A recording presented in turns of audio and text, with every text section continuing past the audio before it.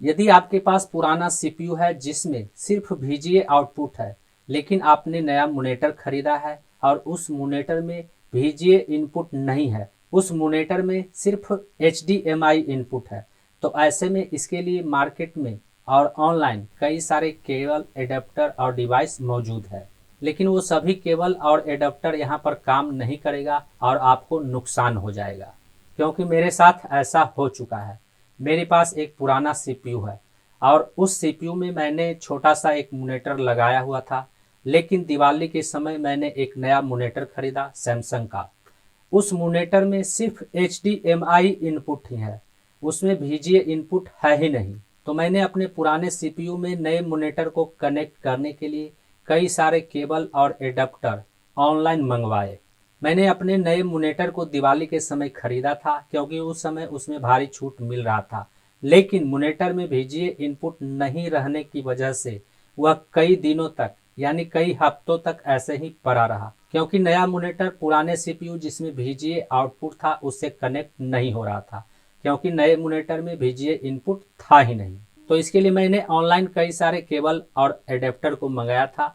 यह एडेप्टर आप देख सकते हैं 21 नवंबर को डिलीवर हुआ था और यह एडेप्टर 15 नवंबर को डिलीवर हुआ था।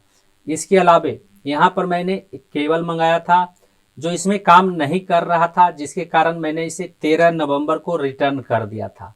इसके अलावे मैंने एक और केबल मंगाया था जिसे मैंने 10 नवंबर को रिटर्न कर दिया था और यह भी काम नहीं कर रहा था। यहाँ पर मैं आपको बताना चाहूँगा कि मैंने ऑनलाइन जितना भी केबल या अडेप्टर मंगाया वह सभी केबल इसमें सपोर्ट नहीं किया। तो अब यहाँ पर समझने वाली बात यह है कि VGA आउटपुट सीपीयू में कौन सा केबल या एडेप्टर लगेगा। तो इसके बारे में मैं आपको यह बताना चाहूँगा कि यदि आपका सीपीयू पुराना है जिसमें VGA आउटपुट है, लेकिन आपका मॉनिटर नया है और उसमें HDMI इनपुट है, तो उसमें ये दोनों एडाप्टर काम करेगा। जिस एडाप्टर में USB पावर सप्लाई का ऑप्शन रहेगा, जिस केबल को मैंने रिफंड किया था वह केबल यहाँ पर काम नहीं करेगा। यहाँ पर ये दोनों एडाप्टर काम करता है और इन दोनों एडाप्टर में USB पावर का ऑप्शन दिया हुआ है। इस दोनों एडाप्टर में USB पावर देना पड़ता है, लेकिन इन दोनों एडाप्टर में सबसे बेस्ट ये वाला एडाप्टर है।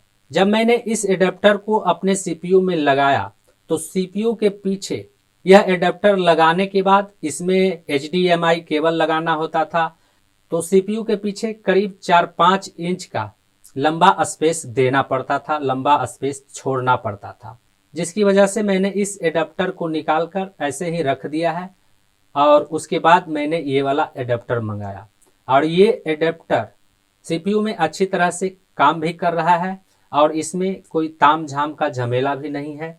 जिस तरह से हम पहले अपने सीपीयू में VGA केबल को लगाते थे उसी तरह से यह VGA केबल भी लग जाता है।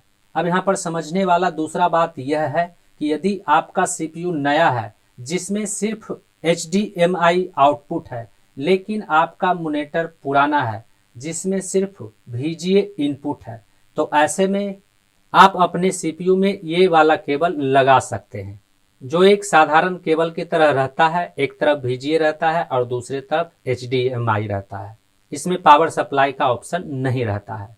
यानी यदि आपका सीपीयू पुराना है जिसमें सिर्फ VGA आउटपुट है और आपका मॉनिटर नया है जिसमें HDMI इनपुट है, तो आप USB पावर सप्लाई वाला एडाप्टर लगा सकते हैं। लेकिन यदि आपका सीपीयू नया है जिसमें HDMI आउटपुट है, लेकिन आपका मॉनिटर पुराना है जिसमें सिर्फ VGA इनपुट है, तो उसमें आप साधारण केबल लगा सकते हैं, VGA टू HDMI वाला केबल लगा सकते हैं। उम्मीद करता हूं इस वीडियो में दी गई जानकारी को आप अच्छी तरह से समझ गए होंगे। इस वीडियो से संबंधित यदि आपके मन में कोई सवाल है तो आप हमें नीचे कमेंट में पूछ सकते हैं।